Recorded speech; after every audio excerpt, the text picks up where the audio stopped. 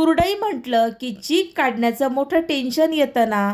आज आपण बिना चीक काढता वाफेवर न शिजवता बनवलेली तोंडात टाकताच अशी विरघळणारी पोह्यांची कुरडई बनवायला एकदम सोपी तेवढीच झटपट अशी रेसिपी तुमच्यासाठी घेऊन आलेली आहे. अगदी कमीत कमी साहित्यात आणि सोप्या पद्धतीने ही रेसिपी तुमच्याबरोबर शेअर केलेली आहे. रेसिपी शेवटपर्यंत बघत राहा.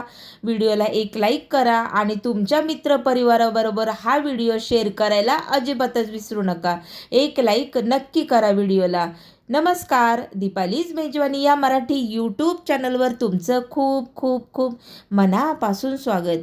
आज आपण बिना चीक काढता कुरडई बघणार आहोत. चीक काढण्याचं खूप टेन्शन येतं, तर तसं अजिबातच होणार नाही. अगदी झटपट अशी कमी वेळेत ही कुरडई बनवून तयार होते. तर त्यासाठी इथे आपल्याकडे 2 वाटी भरून इतके पोहे घेतलेले आहेत. पोहे अगोदर स्वच्छ असे करून घ्यायचे आहेत. कचरा काही काडी वगैरे असेल तर साफ करून घ्यायचे आहे. पोहे आता स्वच्छ पाण्याखाली आपल्याला धुवून घ्यायचे आहेत. इथे बघू शकता पोहे आपले धुवून झालेले आहेत. यावरती आपल्याला झाकण ठेवून साधारण 10 मिनिटं बाजूला ठेवायचं आहे आणि 10 मिनिटांनंतर यावर थोडंसं पाणी आपल्याला लावून घ्यायचं आहे. पाण्याचा शिंपडा देऊन घ्यायचा आहे. तर पाणी असं आपल्याला अशा पद्धतीने आपल्याला शिंपडून घ्यायचं आहे. एका वाटीत पाणी घ्या आणि त्यानंतर यावरती असं शिंपडा मारून घ्यायचा आहे पाण्याचा. अशा पद्धतीने बघताय ना व्हिडिओमध्ये, याच पद्धतीने करून घ्या. म्हणजे कसं ते पोहे जे असतात ना ते व्यवस्थित असे अजून छान भिजतात.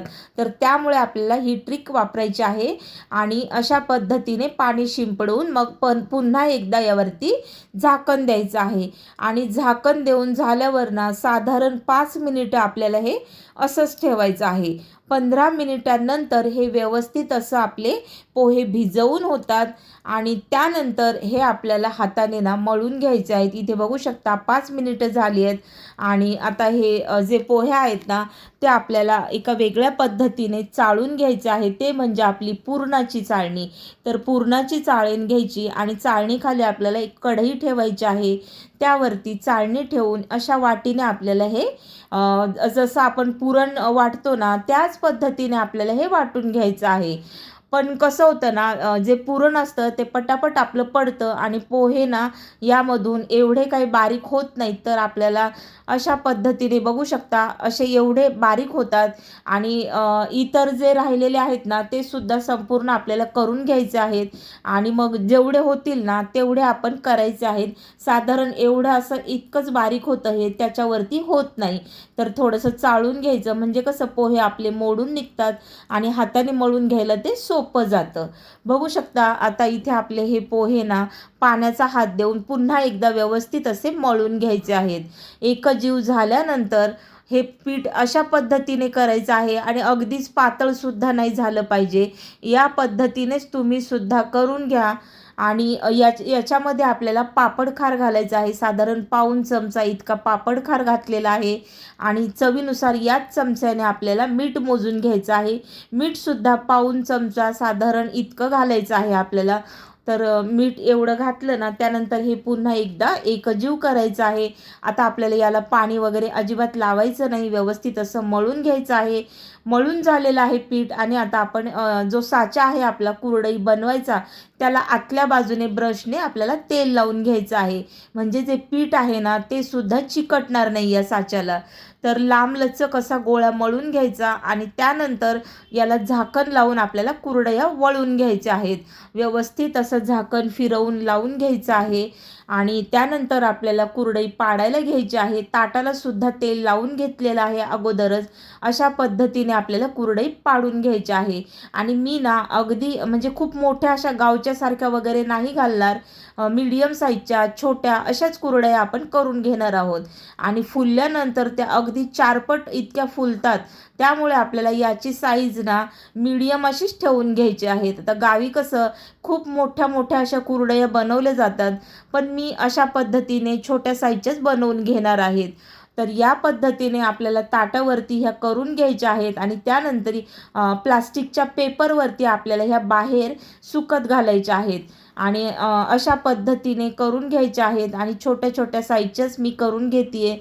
तर तुम्हीसुद्धा तुमच्या चॉईसने आहे, तुम्हाला कितपत मोठी हवी आहे, पण मी या साईजच्या करत आहे. तर अशा पद्धतीने सर्व आपल्या कुरडया पाडून घ्यायच्या आहेत आणि त्यानंतर ह्या आपल्याला साधारण 2 दिवस तरी याला ऊन द्यायचं आहे. आपण बनवल्या ना त्या दिवशी एकदा ऊन द्यायचं आणि त्यानंतर दुसऱ्या दिवशी मग याला अजून एक ऊन द्यायचं आहे.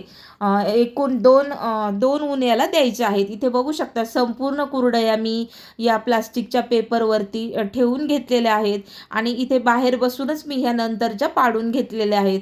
सर्व एकसारख्या मीडियम साईजच्या कुरडया आपल्या बनवून तयार आहेत आणि अशा पद्धतीने ह्या किती दिसायला सुद्धा खूप सुंदर अशा दिसत आहेत. मीडियम साईजच्या या कुरडया तुम्हाला कशा वाटल्या नक्की मला कॉमेंट करून सांगा. आता ऊन याला देऊन घेऊया. इथे बघू शकता साधारण 2 दिवसाचं याला ऊन दिलेलं आहे आणि साईज बघू शकता तुम्ही अगदी मीडियम अशी साईज सुकल्यानंतर ही आपली दिसत आहे आणि आपण जेव्हा तळू ना तेव्हा आपली कुरडई ना 4 पट इतकी फुलते, तुम्हाला विश्वास बसणार नाही. खूप भारी ही कुरडई झालेली आहे आणि आता आपण मी तुम्हाला तळून देखील दाखवणार आहे. तर तेलसुद्धा गरम करत ठेवलेलं आहे आणि या तेलामध्ये आपल्याला आता गरम झालेलं आहे तर कुरडई सोडवून घ्यायची आहे आणि यानंतर टाकल्यानंतर तुम्ही बघू शकता आहा! काय मस्त आपली कुरडई 4 पट इतकी फुललेली आहे बघू शकता आणि तळल्यासुद्धा खूप छान तळली जात आहे. अगदी कुठेही लालसर पडलेली नाही आणि त्याचा कलर एकदम पांढरा शुभ्र असा कलर त्याचा आलेला आहे आणि इथे प्लेटमध्ये कुरडया सर्व तळून घेतलेल्या आहे. दुप्पट, तिप्पट, चौपट अशा फुललेल्या आहेत आपल्या कुरडया. खूप छान होतात. चवीला सुद्धा भन्नाट चवीच्या अप्रतिम अशी आपली ही कुरडई लागते. 4 पट अशी फुललेली आहे आणि तुम्हाला ना मी साईजसुद्धा दाखवणार आहे. आपली जी कच्ची कुरडई आहे ती आणि ही तळलेली कुरडई. तुम्ही फरक बघू शकता तुमच्या डोळ्यांनी. तर इथे बघू शकता ही आहे आपली तळलेली कुरडई आणि ही आहे आपली कच्ची कुरडई. तर साईज तुम्ही बघू शकता चौपट अशी आपली ही कुरडई फुललेली आहे. अगदी तुम्ही मुंबईत राहत असाल ना तरीसुद्धा 1 दिवसाचं जरी ऊन दिलं ना तरीसुद्धा कुरडई अशी एकदम अशी वाळलेली आपल्याला ही पाहायला मिळते. तर अशा पद्धतीने तुम्हीसुद्धा घरी एकदा करून बघा. आवडल्यास मला कॉमेंट करून नक्की सांगा आणि चीक काढण्याचं अजिबातच टेन्शन नाही. या पद्धतीने एकदा नक्की ट्राय करा. Like, share, subscribe. बाय.